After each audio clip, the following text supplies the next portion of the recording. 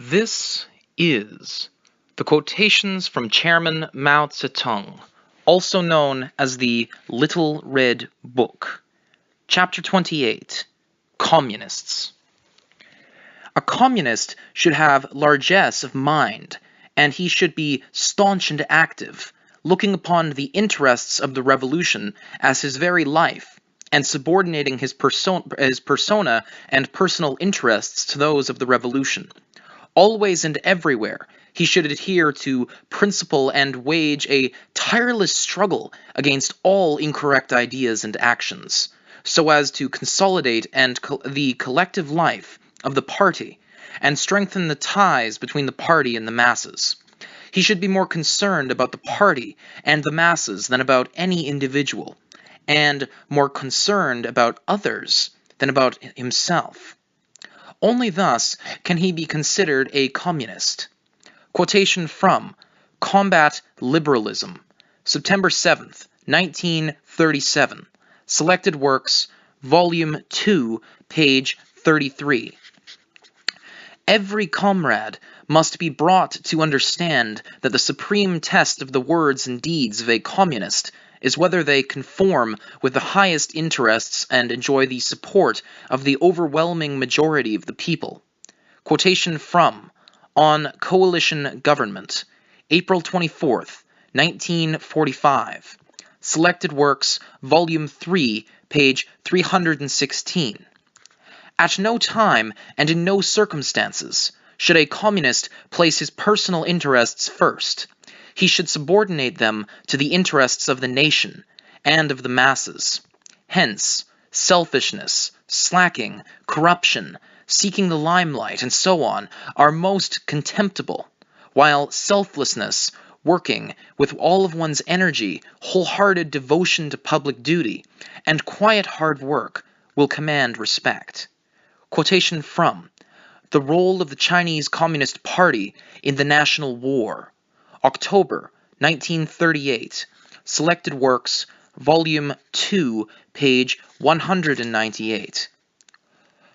Communists must be ready at all times to stand up for the truth, because truth is in the interests of the people. Communists must be ready at all times to correct their mistakes, because mistakes are against the interests of the people and run counter to them. Quotation from On Coalition Government, April 24th, 1945. Selected Works, Volume 3, page 315. Communists must always go into the whys and wherefores of anything and everything, use their own heads and carefully think over whether or not it corresponds to reality and is really well-founded.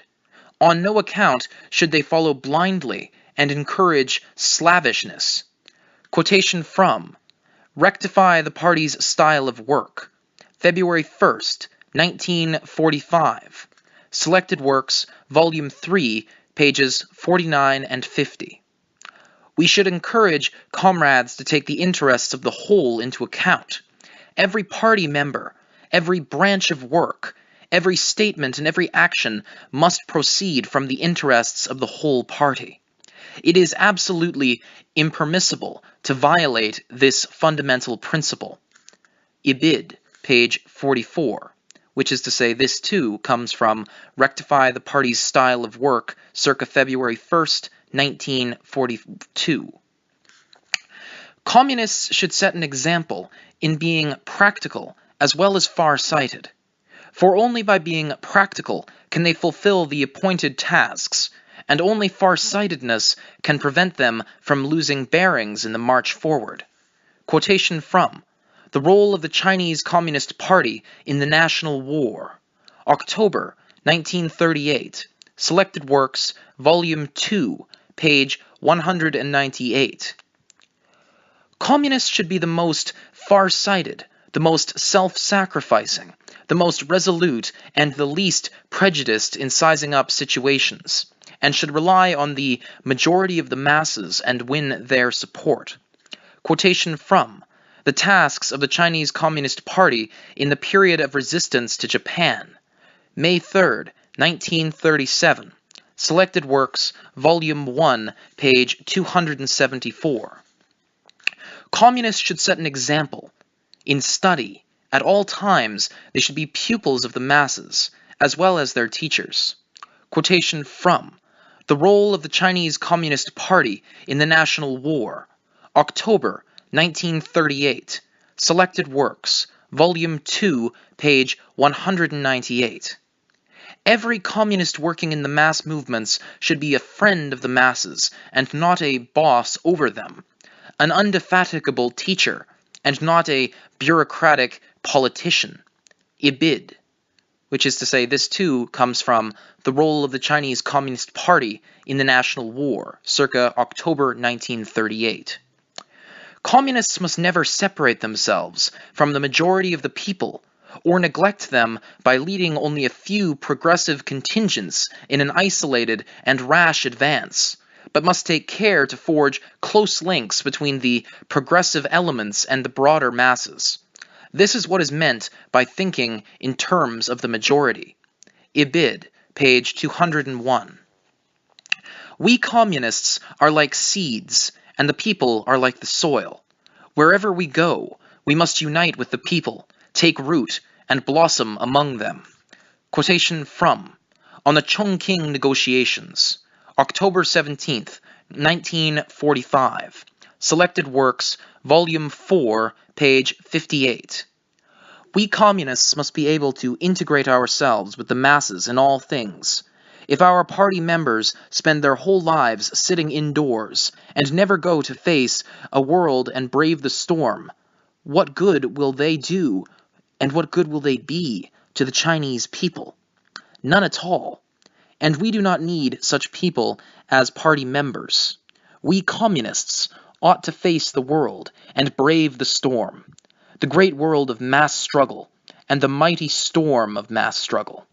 Quotation from Get Organized, November 29, 1943. Selected Works, Volume 3, page 158. The exemplary vanguard role of the Communists is of vital importance. Communists in the 8th Route and New Fourth Armies should set an example in fighting bravely, carrying out orders, observing discipline, doing political work, and fostering internal unity and solidarity.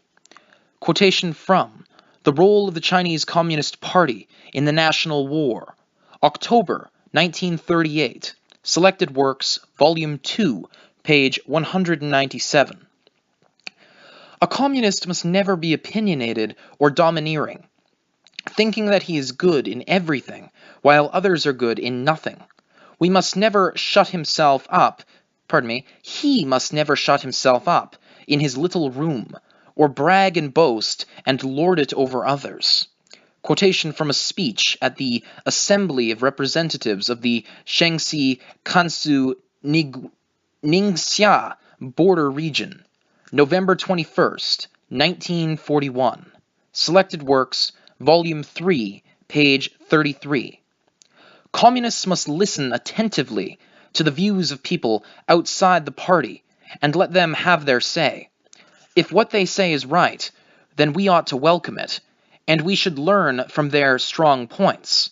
But if it is wrong, we should let them finish what they are saying and then patiently explain things to them. Ibid.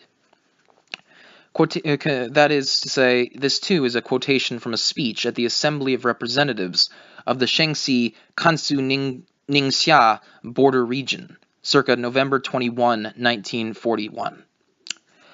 The attitude of communists towards any person who has made mistakes in his work should be one of persuasion in order to help him change and start afresh, and not one of exclusion, unless he is incorrigible. Quotation from The Role of the Chinese Communist Party in the National War, October 1938. Selected Works, Volume 2, page 198. As for people who are politically backward, communists should not slight or despise them, but should befriend them, unite with them, convince them, and encourage them to go forward. Ibid. This concludes Chapter 28. Chapter 29, Cadres, shall be enclosed in the following video of this series. Thank you for joining us, and have a wonderful evening.